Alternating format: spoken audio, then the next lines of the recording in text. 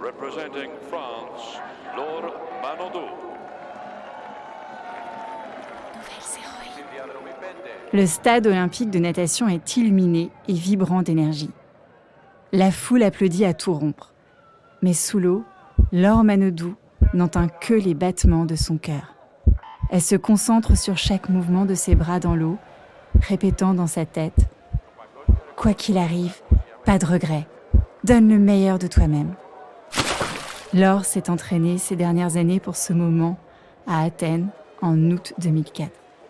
Il y a tout juste 20 ans, quand tu n'étais encore escalope panée. Nouvelles héroïnes. Salut toi, nouvelle héroïne. Je suis Céline Stayer, celle qui murmure à tes oreilles des récits d'aventures insolites, d'estime de soi et de destin extraordinaires à travers des histoires vraies de femmes qui ont osé faire de leurs rêves une réalité.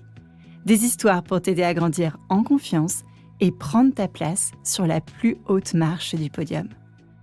Bienvenue sur Nouvelles Héroïnes, le podcast des filles qui osent rêver grand et de médailles. Nouvelles Héroïnes. Elle est une nouvelle héroïne, née à Villeurbanne, près de Lyon. Mais c'est dans un petit village que Laure grandit entourée de rivières, de lacs, de vaches et de moutons. Dans la famille Manodou, je demande le père, Jean-Luc, joueur et entraîneur de handball, qui embarque toute sa famille le samedi soir au match. La maman, Olga Schippers, d'origine néerlandaise, pratique le badminton. Florent, le petit frère, grimpe aux arbres. Nicolas, le grand frère, leader, nage dans le grand bassin. Et Laure, la sœur prise en sandwich, notre nouvelle héroïne des bassins. Encore petite que pas trop grande, Laure dévale les chemins de traverse en vélo pour rejoindre les bancs de l'école, où elle préfère, à l'écart de l'agitation de ses camarades, assis en randonnion, pas free, rêver au prochain plouf qu'elle fera dans la rivière qui divise le village ou à la piscine municipale. Pas plus haute que la profondeur du petit bassin, elle est inscrite au cours de natation par ses parents, soucieux de voir leurs enfants nager avec aisance dans les eaux bretonnes pendant les périodes estivales. Laure adore être dans l'eau, mais pas nager. Être dans l'eau, alors elle reste le plus longtemps possible dans les vestiaires pour se changer et rater 10 minutes de cours. Quand elle est dans l'eau, elle reste accrochée à l'échelle sous l'eau pour faire de l'apnée et rater des longueurs. Le moment où elle s'amuse le plus, c'est le dimanche matin, quand son père emmène la fratrie à la piscine pour sauter, faire des bonds et faire des courses entre les bouées. Un été de l'année 2000, elle a les yeux rivés sur le poste de télévision du salon. Les Jeux olympiques de Sydney viennent de commencer. Elle lance à ses parents. « Moi, je vais être championne olympique. » Elle a 14 ans. Laure veut gagner une médaille. Pas en chocolat, une médaille d'or. Et puis elle veut aussi être professeure de sport. Un peu comme Jean-Luc, son papa. Elle commence la compétition en natation et un jour, à la sortie du grand bassin, un homme à la chevelure blonde, qui rappellerait de loin et de dos Johnny Hallyday, s'approche de son père et lui dit « Si j'entraîne votre fille, dans 3 ans, elle sera championne olympique. » Cet homme s'appelle Philippe Lucas et il s'apprête à être l'entraîneur de la jeune Laure. Elle part vivre à Melun chez son nouvel entraîneur en pleine adolescence, loin de ses parents, de ses frères. Le week-end rime désormais avec compétition et c'est légion que la famille Manodou hurle son prénom dans les gradins de la piscine à en perdre raison.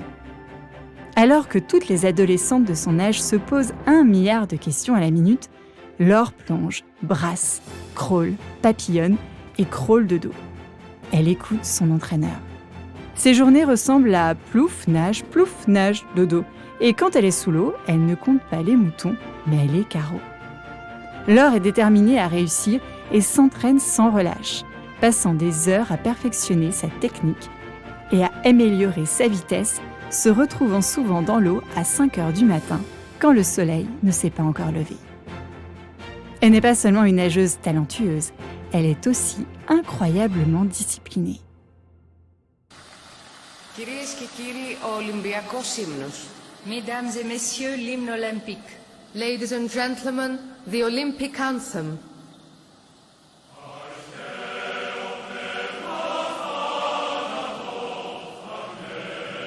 les Jeux à Athènes approchent. Laure passe les qualifications et foule le mont Olympe pour inscrire son nom dans l'histoire des JO. Καλύτερης επίδοσης φέτος στον κόσμο. Από την Γαλλία. In lane 4, the European champion and currently ranked number 1 in the world for this event, representing France, Laure Manodou. Στην διαδρομή 5. L'hymne national de la France.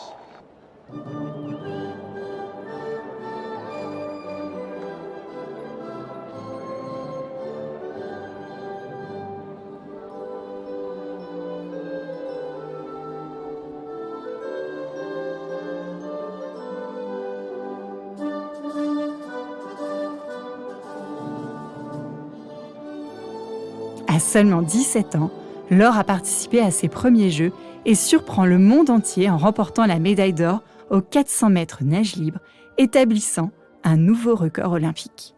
Elle remporte aussi une médaille d'argent aux 800 mètres nage libre et une médaille de bronze aux 100 mètres d'eau. Laure devient une star du jour au lendemain et la France est très fière de sa nouvelle héroïne. Une princesse qui vient de naître dans la piscine d'Athènes. Laure Manodou est devenue une princesse de l'époque en 2004 aux Jeux d'Athènes en remportant la médaille d'or du 400 mètres. Elle n'avait pas 18 ans.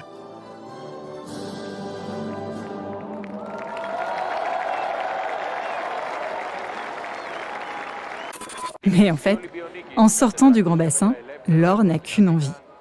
Papoter avec ce cher journaliste Nelson Montfort. Oui, le monsieur de la télé qui interviewe les plus grands sportifs. C'est son idole. Enfin, façon de parler.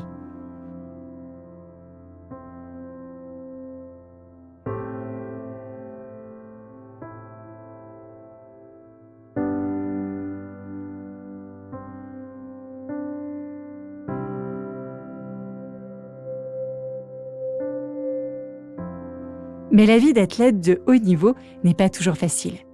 Après son succès à Athènes, Laure doit faire face à de nombreuses pressions et attentes. Elle continue à s'entraîner dur, mais les résultats ne sont pas toujours à la hauteur de ses espérances. On découvrait là un talent exceptionnel qu'avait fait éclore Philippe Lucas. Voilà, je m'explique.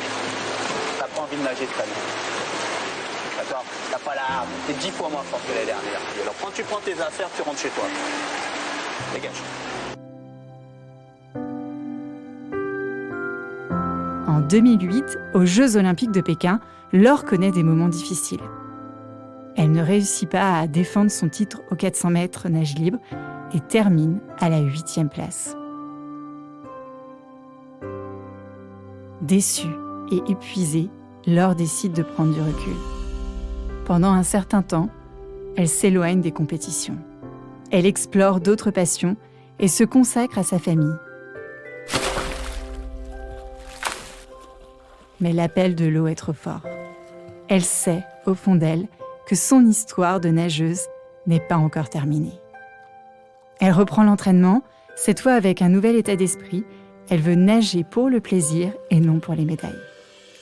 Elle retourne à la compétition avec une nouvelle perspective et participe aux championnats du monde et aux compétitions européennes, retrouvant peu à peu sa passion et son amour pour la natation.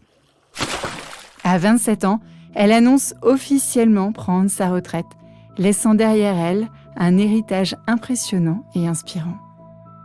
Aujourd'hui, 20 ans après cette première médaille olympique, Laure Manodou est non seulement une légende de la natation française, mais aussi une figure inspirante pour de nombreuses jeunes filles à travers le monde, et certaines d'entre elles attendent aussi de monter sur ce podium pour entendre la Marseillaise. Laure leur montre que la détermination, la persévérance et l'amour pour ce que l'on fait sont les clés du succès. Et même si elle ne nage plus en compétition, elle continue de partager sa passion pour l'eau et d'inspirer les nouvelles générations de nageuses. Nouvelles héroïnes.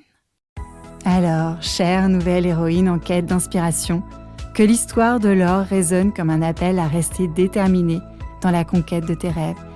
Et quand on lui demande son conseil à la jeune Laure de 17 ans, elle répond, je la cite, « Juste profiter et ouvrir les yeux bien grands parce qu'on peut apprendre plein de choses à travers les sportifs. » Nouvelles héroïnes. Hep, ne t'en vas pas tout de suite. Tu as aimé cette histoire, merci de l'avoir écoutée jusqu'au bout. Laisse-toi embarquer et rêver par les histoires d'autres nouvelles héroïnes championnes comme Wendy Renard, la footballeuse, la judokate Clarisse Abeknegnou, la gymnaste Mélanie de Jésus dos Santos ou encore Simone Biles. Mets-moi plein d'étoiles et un commentaire plein de love sur Apple Podcasts et Spotify. Parle du podcast autour de toi et surtout abonne-toi à ta plateforme d'écoute préférée si ce n'est pas déjà fait pour ne rater aucune histoire. Ton soutien est ultra précieux pour poursuivre le podcast. Je compte sur toi.